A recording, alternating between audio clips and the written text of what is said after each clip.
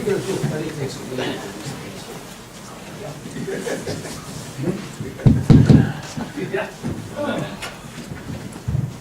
All right, thank you all for being here at the last meeting of 2017. First thing we need to look at are the minutes for the December 4th meeting. You guys also have had copies of that. I'm sure you've had a chance to review them. I'd like a motion to accept the minutes as presented. So moved. Second. Discussion? All those in favor? Aye. Opposed? Okay, motion carried. Next, you have the bills. You should have had those too to look at. We've got 8 pages, so we'll start off with a motion to accept the bills. Well, first of all, are there any additions or deletions? Yes. Is that where you're about ready to scream? Okay, go ahead. We actually have 5 this evening. First one's New York Power Authority, the amount of $85,584.36. That's the monthly bill plus the installation program. The next one is New York Sample, $50 membership, purchasing association. New York State sales tax, $868.55. That's the sales tax for the month of November. NYSEC, $24,082.66. It's a monthly bill. And Bank of America, it's a credit card bill for $861.63, which includes stuff for the Christmas party. There's a wrench in here, stuff for schooling and lodging. Okay, thank you. Can I have a motion to accept the bills as presented? So moved. Second. For discussion. All those in favor? Aye. Opposed? Motion carried. Madam Clerk, we have some correspondence. And we have one this evening. It's from Brandon Carver, who's a library page. Dear Susan, it is with reluctance that I am submitting my resignation letter. Although I have worked at the Dodge Memorial Library for the past year, I am unable to continue my position. Unfortunately, the substitute hours are no longer conducive to the rest of my life. It is with regret that I ask you to accept this as my resignation from substitute librarian from the Dodge Memorial Library effective Tuesday, November 7th, 2017. Sincerely, Brandon Carver. And that's strictly informational. Right. Library board will take care of that. Thank you. Anything else, Mayor? That's it. Okay,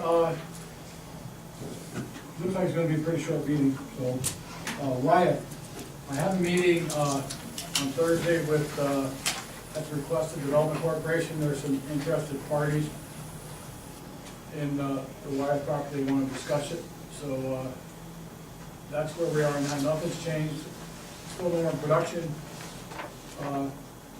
That ended in October, and they still plan to, decommission by early 2018.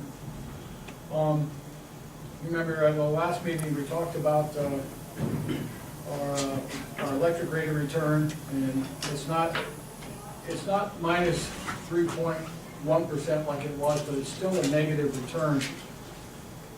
But opposed to 400,000, it's around 25,000 negative. So we're still not getting any return on that.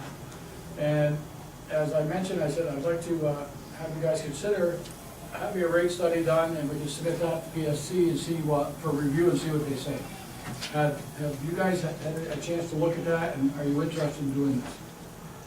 Our last rate study was in 1982. So I think it's time to do one and find out where we are. We can't continue to function in negative all the time. There's maintenance costs and even underground, and you know, that's where we've got to be. If we don't do it, you know, things will stay the same, and we can hope for something else. But for any What's it cost? it's 17,000, and it was in the budget. It's still in the budget. It moved to the general fund. And if there were any increases in the rate, that would be used to fund that study. Again, the auditors basically come in January. They're going to be doing another audit. Arsen's already submitted his report, and it shows us, was it 22 or 25,000? 22.5 maybe. 22.5 negative, which is a lot better than 400,000. But when we were talking to the auditors, about a year and a half ago, I asked him, what do you think it would take to make us, a positive rate of return? Public Service Commission said we should be at 3.4%. He said it would probably end up being like maybe, he said, at the outside, 75 cents to $1 on each bill. That would be the increase, and it would put us into positive numbers. It's not to make money, it's to be able to maintain our system as it is. I've spoken to Mr. Pelkey several times, and he's told me what, a lot of the wire is coming to its end of its life, it's gonna have to be replaced. There's cost involved with keeping the electricity going and keeping everything good, so. Last call, if you wanna do this. Can you remind us again of when the last increase in electric rates was done in the village? 1981, 82. Or 82. Yeah. I think it would be a little premature to do it at this time. Number one, we don't have a viable contractor to do this study, in my opinion. I certainly wouldn't use the one that did the audit and then give them the contract to do the study. Why is that? Their experience of it? Yeah, they only missed it by what, $400,000 this year? No, they haven't done it yet. What are you talking No, about? they're estimates of how much we're losing. No, those were based on, not this year or last year, they were based on when they did the audit, they agreed with his number. I know that. They didn't miss anything, don't misrepresent that. No, they were missed dead that, on. they missed that we're done with the underground project, which is why the board voted to take that out last spring. Okay, all right, but they didn't miss Okay, the numbers. and then the other thing I would like to see is wait a little longer to see how the numbers come in from Pfizer. I mean, there's no sense doing it now when we don't know what their energy usage is gonna be for that place and what the revenues or losses are gonna be. I think we should wait at least by about 6 months to see where that direction that's going before we go and launch a study of this. You realize, it's 2 years. it I takes, know it takes 2 years, but if they start it now, it's not gonna. Well, I mean, the longer you wait, the longer it's gonna be, but that's fine. I mean, it's a 2-year study, so you can't say, well, let's do it now and get it done. I mean, you do it, but it's gonna be 2 years down the road. We keep pushing it down, and it's, I said I wasn't gonna champion it anymore, but now that Wyatt came up with this, I wanted to at least put it in front of you for your consideration. If you wanna say, I don't want anything to do with it, then that's what we'll do. I need some kind of poll. What do you think, Trustee Arnold? You interested in this, or you think you want to not do it? I'm sort of interested. Okay, and we know, Well, I think we ought to wait till the next fiscal year, which is 5 months from now. that's Trustee Batfa's thought, what about yours, sir? Yeah, I think it's definitely worth looking at. Okay, Trustee Dart? I think the study needs to be done. Well, we have a choice, we could put it forward now to a vote and see if we want to do it, or we can wait. What's your pleasure? I make a motion that we continue with the study, or do the study. Okay? Have a second? Okay, further discussion? All those in favor? Aye. Opposed? No, Okay, Trustee Arnold? Yes. Trustee Batha? no. Trustee Bernard? Yes. Trustee Dart? Yes. Okay, the motion's carried. We'll have a budget resolution to move that money back to use for the rate study. And we'll contact the organization, see if they can do it. Okay, the second thing I put on there, the RP Adams system. I'm gonna be sending our chief water treatment plant operator down to Tycon Road, and the reason I'm gonna be doing that is to look at their system. I'm sure most of you are very familiar with this, but the RP Adams system was installed in 1974. And at that time, it's classified as an automatic backwash water screener. And it did have a backwash system that involved an ACE valve, and that built up pressure by putting water in from the bottom, and then it would flush out and clean out the, one of the 54 tubes installed in each filter, or in each tank. 31 years later, on June 2nd, 2005, the health department made us remove that ACE valve and replace it with a different system. that now fills the tank from the bottom, it doesn't build up nearly as much pressure, and it doesn't do a very good job backwashing, thus we've had some issues with the water strainer tubes being built up. I didn't quite realize there were that many in each one. I guess you guys have probably seen these.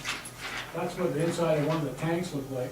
It's 54 tubes that look like this of rocks, and they're about 34 pounds apiece. For about $200,000 to replace all of them. Now, what Ticonderoga has done, they were forced to do the same thing by their health department, by the state health department.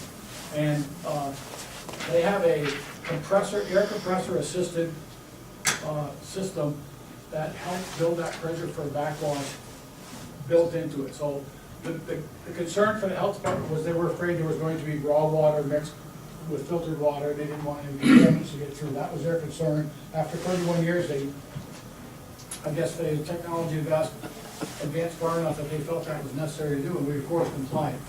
But I'm gonna, if you hear what's going on, I'm gonna ask Mr. Joe to go down there and see what that is. They have the same system, except it has the Yeah, but the thing of it is, our system, the stones hasn't been cleaned in so many years that, I mean, it's unbelievable. they're cleaned 3 years ago, they're power washed. And acid washed and stuff like that 3 years ago, they took them all out of there. Yeah. It takes about Oh, I know, I took them out before. a week apiece. Yeah, I took them out before. Yeah. So, but they won't get that way if we have a decent backwash. I mean, that's what's. Oh, I know, the they- backwash, I know. They I know all changed, about that. they actually made us change the design of the system. They're made in Buffalo. Yeah. And there's some correspondence with them. They said, well, the system's not gonna work as well. Now, if this is a, $5,000 or $6,000, $10,000 fix, it'd probably be worth it. I think it's worth a trip to Ticonderoga. So I'm just gonna set it down, and I'll get you guys a report on it when we get back. Nothing's, not committing to that, this is just a. But they say there's a lot of DE going into the system and stuff. But the thing of it is, the stones must be broke on the corners or something, Most likely. or whatever, because, I mean, the DE doesn't usually go inside. Yeah, if you look, you can look inside, you can actually see what appears to be that on the side of the stones. So, we need to do something, and, rather than, we're not gonna replace them all. I mean, it's just $200,000 to replace the stones. So, I'm I gonna think send, better off to look into another system like well, the Adams system. I know, but the cost of that would be pretty high. We've got the industrial system just about ready. I mean, the industrial system. Yeah, well, that one's, it's about rehab, you're almost there, aren't you, Brian? First week in January. Yeah. We'll be So, turning on. this is just gonna be an investigative trip down there, see what the cost is, how it works.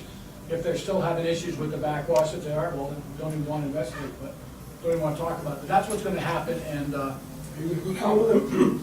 Are you gonna go down with them? no, I wasn't. I figured it's gonna be a technical thing, and, I like to go down those. okay, that'd be great. Anybody else? Okay, I'll tell him, I'll get a hold of you, well, we find out what he's doing. You wanna go? No. No, okay.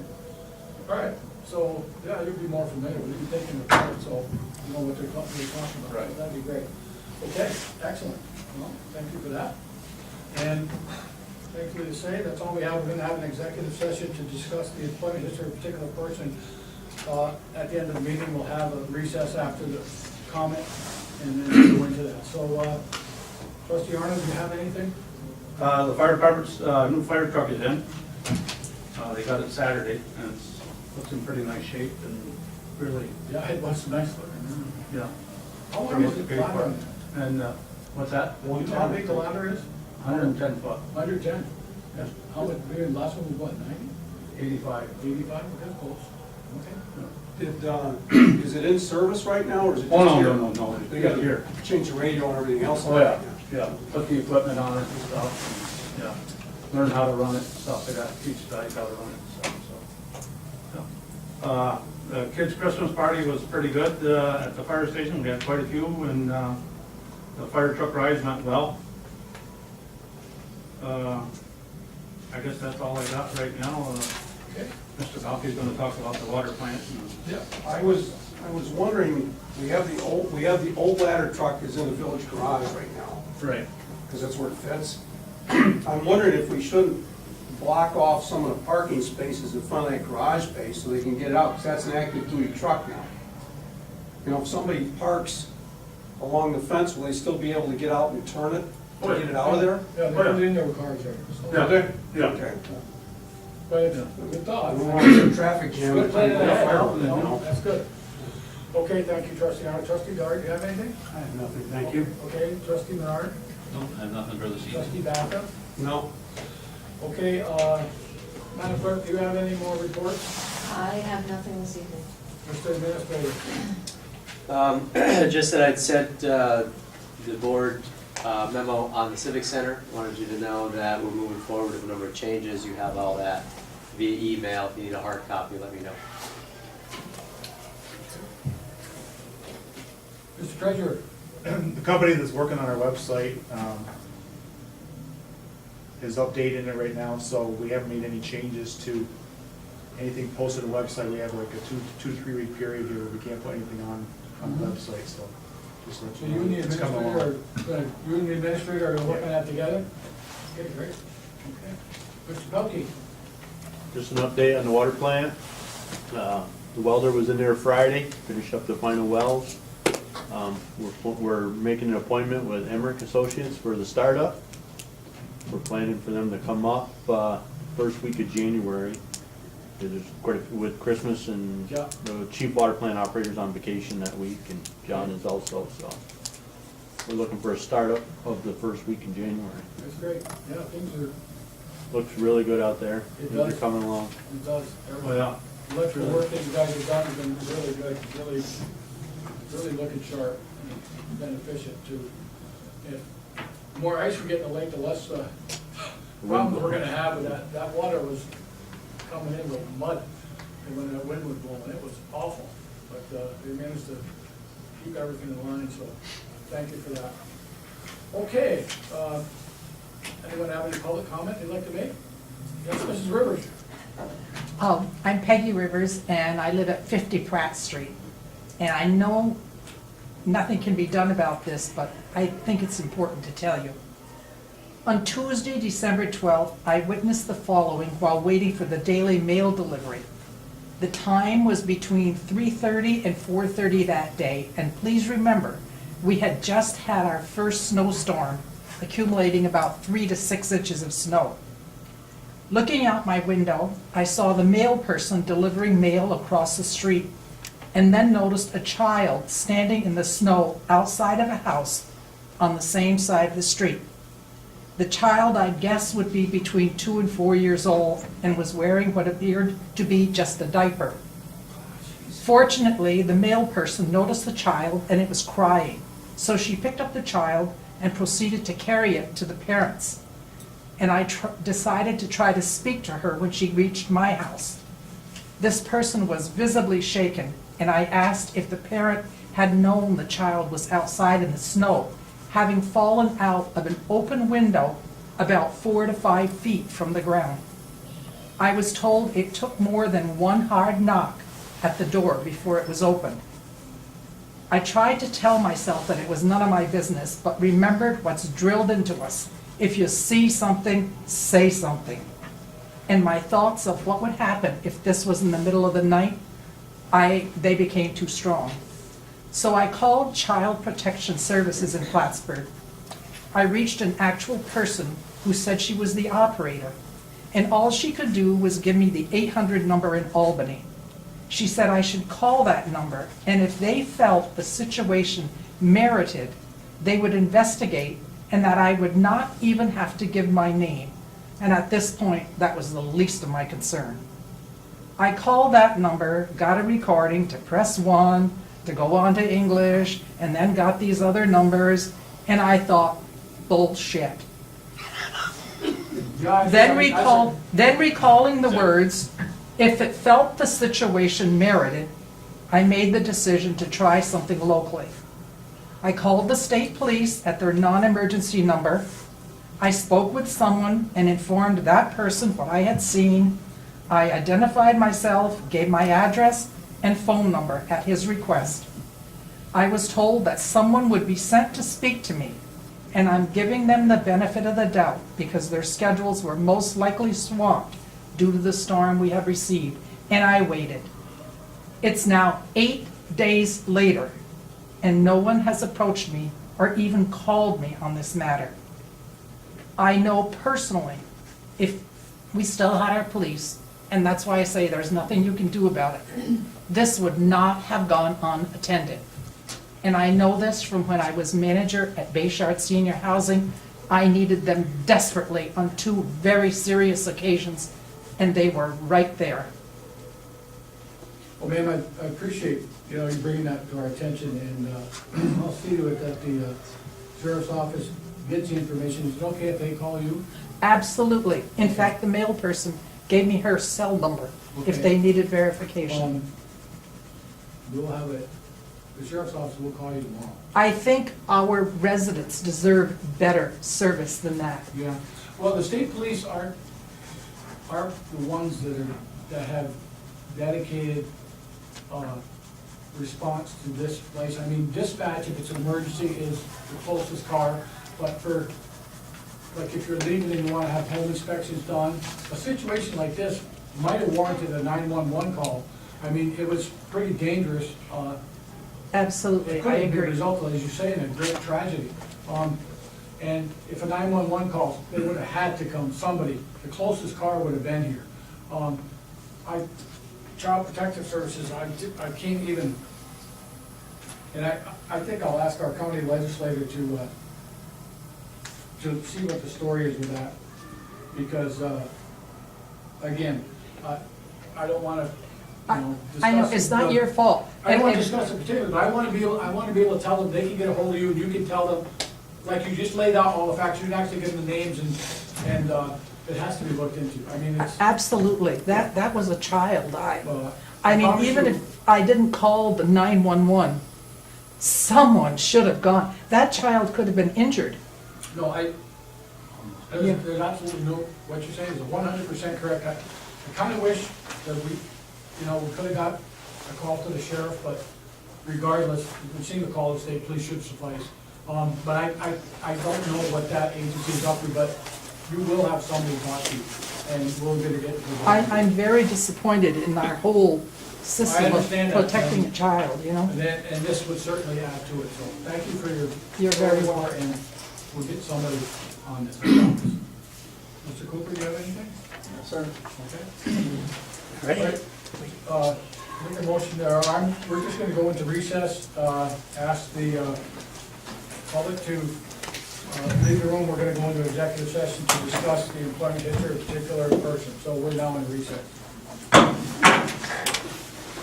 Okay.